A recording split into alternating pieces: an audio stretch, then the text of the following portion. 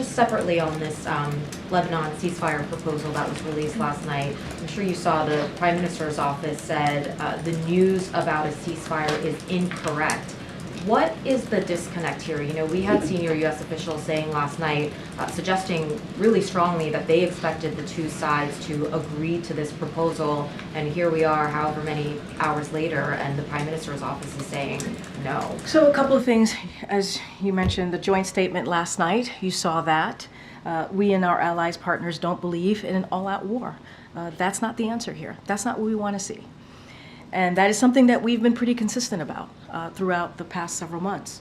Our joint statement was a clear call. It was a call for a temporary ceasefire to open up space for diplomacy to achieve a deal that allows civilians on both sides of the border to return to their homes safely and securely. And I would add that the statement was indeed coordinated with the Israeli side. There are now discussions ongoing today in New York. Our teams are continuing to have discussions, and so you'll probably hear more later in the day, but those discussions are ongoing. If it was coordinated with the Israeli side and the expectation last night, as it was shared by senior U.S. officials, was that the two sides would agree to this imminently, why are we hearing from the Prime Minister's office today? I would have to refer you to the Prime Minister's office. I'm just laying out the facts and what we know and what we want to avoid. We do not believe an all-out war is the answer. And we've been very clear about that. The President's been very clear about that. I just laid out the facts and what we're trying to do. This is a clear call for a temporary ceasefire. We want to provide space. We talk about how diplomacy is the way to move forward. That's what the President believes. I laid out that the statement was indeed coordinated with the Israeli side. I can't speak for them. They will have to speak for themselves.